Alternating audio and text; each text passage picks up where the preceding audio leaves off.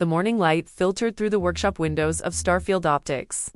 As Maria Gonzalez reviewed the latest shipping invoices spread across her cluttered desk, what she saw made her stomach drop. Another 25% surcharge stamped across every component order from her specialized lens suppliers in Germany and Japan.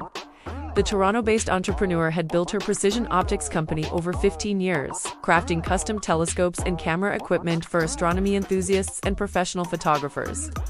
Now, the new tariffs on imports that do not meet USMCA criteria were threatening to unravel everything she would worked to build. "We are caught in the crossfire," Maria explained, holding up an invoice for high-grade optical glass that had jumped from $2,000 to $2,500 overnight. Unlike the massive multinational corporations that dominate Canada's energy sector, small manufacturers like StarField Optics lack the resources to absorb such dramatic cost increases or quickly restructure their supply chains.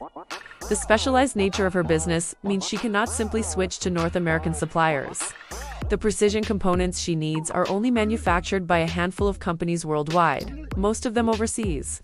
Down the street from StarField Optics, the contrast could not be starker. The gleaming headquarters of Nexus Energy Corp towers over downtown Toronto, its executives largely unconcerned about the trade tensions making headlines. As one of Canada's mid-sized oil and gas companies, Nexus benefits from the same protective umbrella that shields about 92% of Canadian exports to the United States. Energy products, oil, natural gas, and refined petroleum flow across the border virtually unimpeded, maintaining the intricate economic relationship that has made Canada America's largest energy supplier. The disparity becomes even more pronounced when examining the numbers. While Maria scrambles to find $50,000 in additional costs for her annual imports, Nexus Energy ships $200 million worth of crude oil monthly to refineries in Texas and Louisiana without facing a single tariff. The USMCA agreement, designed to protect North American energy security, has created an economic moat around the continent's largest industries while leaving smaller, specialized businesses exposed to the full force of trade disputes. Back in her workshop, Maria's frustration mirrors that of thousands of small business owners across Canada. Take David Chen, who runs Precision Metalworks in Vancouver, a company that manufactures custom surgical instruments. His imports of specialized steel alloys from Sweden now carry the same 25% penalty, forcing him to choose between absorbing the costs and watching his profit margins evaporate, or passing them along to hospitals that are already stretching their budgets. "The big medical device companies have lawyers and lobbyists," David said during a recent industry meeting. "They have alternative suppliers lined up. We have our expertise and our relationships, and suddenly, that is not enough." The ripple effects extend far beyond individual companies. Sarah Morrison, who operates Northern Lights Electronics in Winnipeg, has already laid off 3 of her 12 employees. Her company assembles specialized communication equipment for remote mining operations, relying on components from South Korea and Taiwan that now cost significantly more.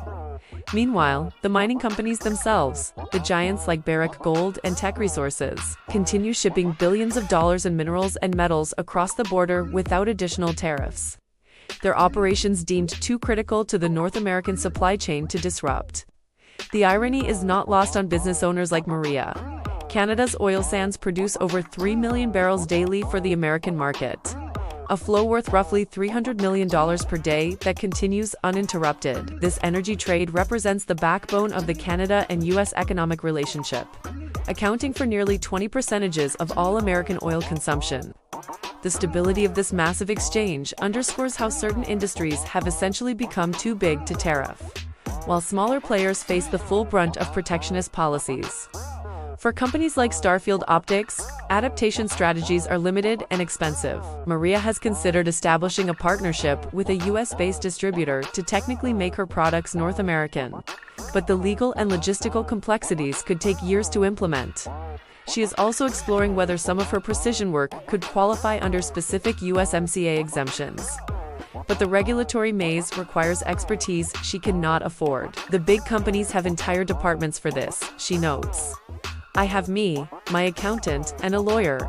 I call when things get really complicated." The psychological toll on small business owners has become as significant as the financial impact. Maria admits to sleepless nights, wondering whether she should close. StarField Optics, or try to pivot into a completely different market. Her story echoes throughout Canadian business communities, where networking events now resemble support groups for entrepreneurs navigating an increasingly complex trade environment. The certainty that allowed small businesses to plan and invest has been replaced by a constant state of adaptation to policies designed for much larger economic players. As winter approaches, Maria finds herself at a crossroads that millions of small business owners worldwide would recognize. She can raise prices and risk losing customers to larger competitors, who can better absorb costs, or she can continue operating at reduced margins while hoping for policy changes that may never come. Meanwhile, somewhere in the towers of downtown Toronto, Nexus Energy executives review quarterly projections that remain largely unaffected by the trade tensions dominating the headlines. A reminder that in the modern economy, size often determines who weathers the storm and who gets swept away by it. The tale of StarField Optics and countless other small Canadian businesses reveals a fundamental truth about modern trade policy.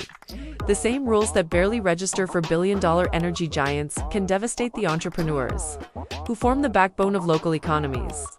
As governments negotiate trade deals focused on strategic industries and national security, the collateral damage often falls on the innovators and specialists who lack the political influence to protect their interests. Understanding these disparities is not just about economics. It is about recognizing how policy decisions ripple through communities, affecting real families and dreams built over decades of hard work. What do you think about this uneven playing field in international trade? Have you witnessed similar impacts on small businesses in your community? Share your thoughts in the comments below. And if this deep dive into the hidden costs of trade policy opened your eyes to economic realities often overlooked by mainstream coverage, make sure to like this video and subscribe to West is Best for more stories that reveal the human side of global economics. Hit that notification bell so you never miss our latest investigations into how big policy decisions affect everyday people across North America.